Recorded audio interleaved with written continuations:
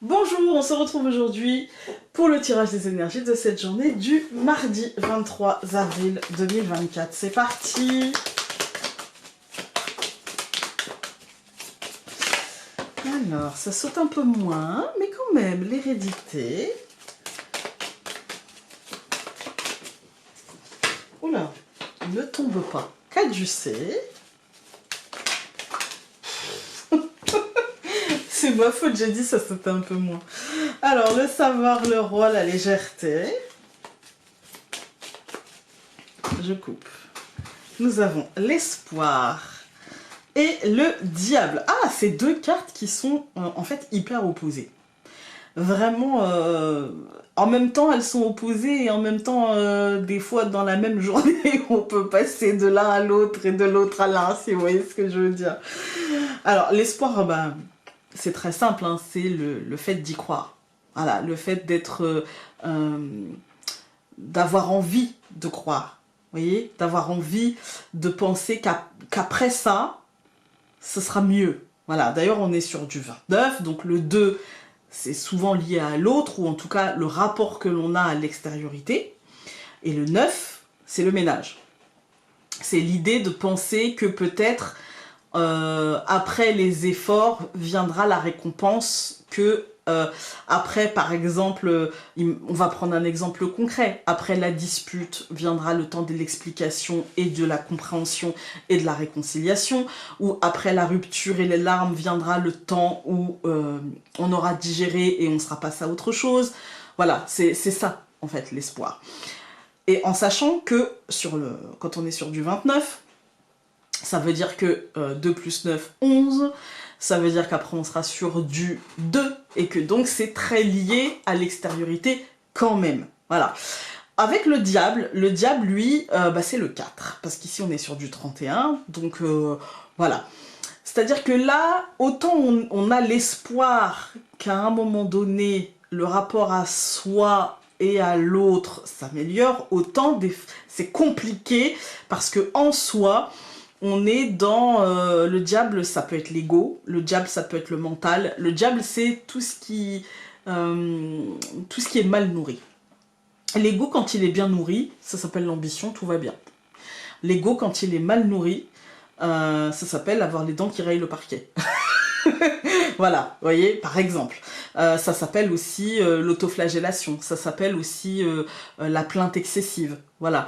Et donc, c'est ce qui empêche l'espoir de briller. Aujourd'hui, on peut être dans deux énergies comme ça, ou on peut être dans cette énergie et être entouré de ça, ou dans cette énergie et être entouré de ça, et là, c'est difficile, ou on peut être passé de l'un à l'autre. Très souvent, en vérité, on passe de l'un à l'autre. Voilà, avec des moments où on se dit non, j'y crois, c'est bon, je suis sûre que, machin. Des fois pour des trucs idiots, hein, je suis persuadée que je vais être à l'heure. Non, je suis persuadée. Et en fait, bah, on a des comportements de toute manière qui nous mettront en retard.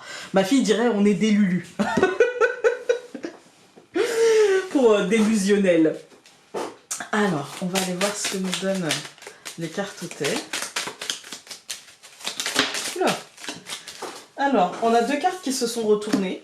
On a Lita et on a Sérénité. Moi, je pense que c'est ce qu'il faut cultiver. Alors, Lita, ici, on va parler du solstice d'été, donc du retour de la lumière. Je pense que ce qu'il faut cultiver, c'est la lumière dans tout, pour essayer d'être rationnel, de ne pas tomber dans l'illusoire, que parfois l'espoir peut mettre en place, hein, l'espèce d'illusion... où tous les feux sont au rouge, mais on se dit non, c'est bon, je vais y arriver. Mais pas non plus, enfin, pas tomber dans l'illusion, mais pas tomber non plus dans la négativité, et dans j'y arriverai pas, ça sert à rien que j'essaye. En fait, hein, je pense qu'il faut calmer son esprit. Aujourd'hui, c'est ça. Cultiver la sérénité et mettre de la lumière un peu partout. Se dire que, attends, ça peut pas être si sombre. Essayons de voir comment on peut éclairer d'une lumière nouvelle les choses dans cette journée. Par exemple, on peut avoir une journée fatigante, parce qu'il y a plein de choses à faire, parce qu'on se sent un peu débordé, ou parce qu'on n'a pas envie aussi, hein, parce qu'on est fatigué, ou des choses comme ça.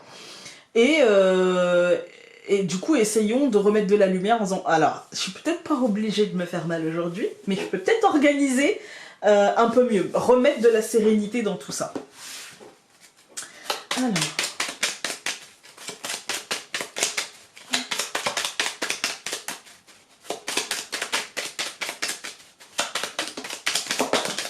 Là, ça fait beaucoup. Le cavalier, la femme, les poissons et les oiseaux. Mais en ce moment, j'ai les mains trouées, hein, donc ça va sauter toute la semaine parce qu'en ce moment, je sais ce que je disais à mon mari, j'ai l'impression d'avoir des trous dans les mains. Le bateau, voilà.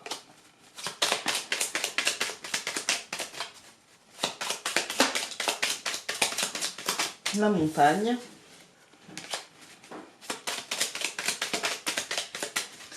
Je coupe la femme et les anneaux.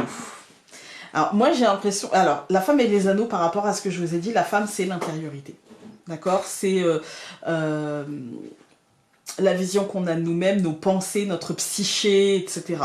Avec les anneaux c'est l'engagement. Moi j'ai l'impression qu'aujourd'hui il faut ne pas se faire de mal, voilà, qu'il faut ne pas chercher à se dépasser en fait. Il y a des journées comme ça où ça fait du bien de se dépasser, de dépasser un petit peu nos limites, nos blocages, voilà. Aujourd'hui, c'est pas une journée comme ça. Aujourd'hui, c'est plutôt une journée où il va falloir y aller mollo mollo, hein, et s'écouter.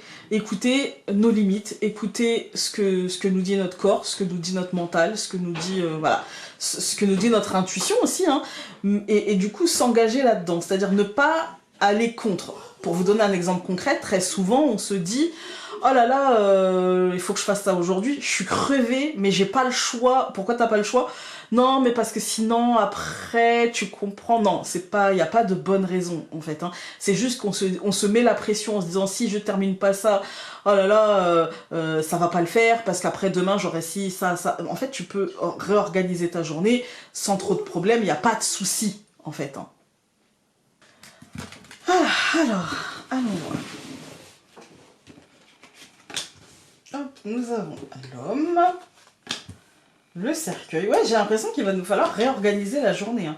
La souris, la lune, la tour. Bon, c'est pas la même ambiance qu'hier, mais c'est pas dramatique, attention. Hein. C'est juste une journée avec la souris empreinte de contraintes. Voilà, avec une sensation de manquer de temps, avec la sensation que c'est une perte de temps. Peut-être la sensation de se disperser, de chercher les choses, de devoir faire et refaire, vous voyez. Surtout avec l'homme et le cercueil, j'ai l'impression que c'est plutôt dans la sphère... c'est une journée, vous voyez, peut-être un peu brouillonne. Voilà, peut-être un peu brouillonne, où on aura peut-être la sensation vous savez, de commencer quelque chose et de devoir recommencer parce que c'est pas bon, parce que le truc il est pas comme on voulait, parce que c'est pas exactement ça, parce qu'il y a des erreurs, parce que voilà. Et du coup on aura vraiment cette sensation aujourd'hui de perte de temps et de perte d'énergie et à se dire mais j'en ai marre de faire et de refaire, en fait ça me fatigue, ça m'épuise, voilà. Remettons de la lumière, ça va le faire, tout va bien. Je pense que ici on a à voir avec une lunaison, d'ailleurs comme d'habitude Founé qui n'est pas du tout branché lunaison, etc. On va aller voir ce qui se passe aujourd'hui. Eh bien, lune gibbeuse croissante, ça veut dire que demain c'est la pleine lune et que donc je pense qu'on est atteint par ça et que pour certains ça va être en fait c'est une journée de dispersion. Voilà. Et ça va être difficile parce que autant on va avoir l'envie que les choses aillent vite, ou alors autant on va sentir que les choses vont vite, et en même temps on aura l'impression de... Vous savez, comme quand on prépare tout, et qu'à la dernière minute on se rend compte que c'est pas le bon truc qu'on a préparé et qu'il faut vite, vite, vite. Voilà, c'est un peu ça que je ressens aujourd'hui. Gardons la sérénité, allons-y tranquille. Je recouvre l'homme par la cigogne, je recouvre le cercueil par la lettre, je recouvre la souris par le cavalier, je recouvre la lune par le soleil et je recouvre la tour par le trèfle. Tout va bien. Cette deuxième ligne nous dit, en fait, bien sûr que tu auras peut-être cette énergie-là dans ta journée aujourd'hui, parce qu'il y a des changements qui s'annoncent officiellement, il y a un mouvement peut-être qui ne devait pas aller dans cette direction, voilà, par exemple un courrier ou alors par exemple un mail, quelque chose d'officiel quand même, hein, qui vous pensiez que ça irait dans ce sens-là et en fait non, c'est plutôt, voilà, ça va peut-être aller plus vite ou être un peu à côté, mais tout va bien, c'est pour le mieux et de toute manière la chance nous accompagne, donc tout va bien. On ne s'énerve pas par rapport au changement, on ne s'énerve pas par rapport au message qu'on va recevoir. J'ai quand même envie de recouvrir la lettre. Voilà, donc peut-être que ça annoncera des contretemps, un effort supplémentaire à faire, et on ne s'énerve pas pour ça. Pas besoin de bloquer pour ça. Quand on regarde les colonnes, on a l'homme et la cigogne. Moi, j'ai l'impression que c'est du mouvement concret. Peut-être que c'est quelque chose qui va changer en termes de timing, concrètement, en termes d'organisation, ou même que ça va nous demander un déplacement. Il y a quelque chose comme ça. Quelque chose qui mettra fin, qui annoncera une fin, mais une fin qui pourrait nous sembler encore lointaine, encore bloquante, demandant des efforts, demandant de prendre de la hauteur, demandant de ne pas nous énerver, vous voyez, qui demande encore un peu des efforts, surtout avec la souris et le cavalier. C'est dans le sens où oui, ça va apporter une forme de contrainte, une forme de stress aussi, hein. Parce qu'on aura envie, je pense, de réussir, parce qu'on aura envie d'atteindre quelque chose.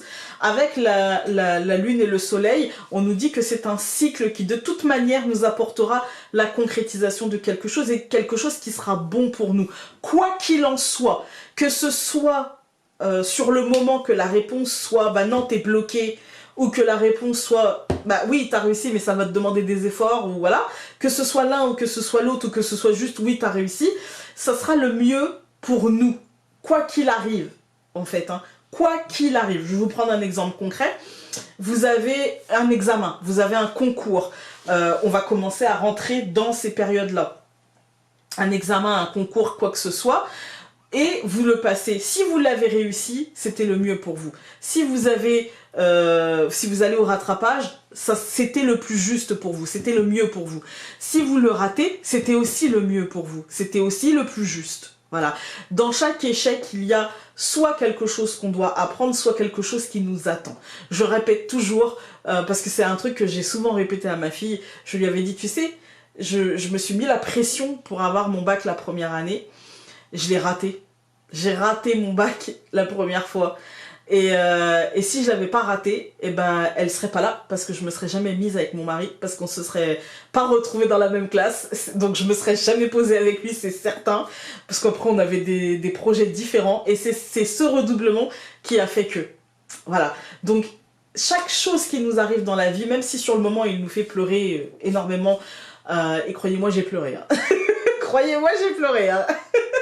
Mais au final, quand on regarde les choses avec du recul, eh bien c'était le plus juste et c'est ça qui compte. Et garder la certitude que quoi qu'il se passe, quoi que cette lettre renferme, que ce soit l'effort à faire, que ce soit la distance qu'on va mettre avec ces changements, etc., par la réussite, ou que ce soit le contretemps, malheureusement, hein, eh bien, ça sera le mieux.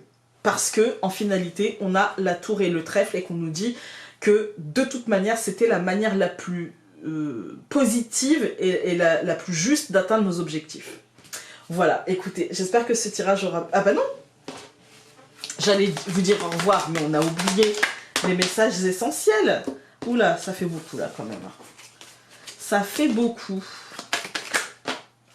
Là c'est pareil. Voilà.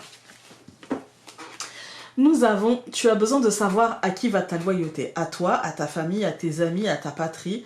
J'ai même envie de rajouter au regard que porte sur toi la société, peut-être. La seule bonne réponse est à toi-même, car de cela découlera la justesse du reste.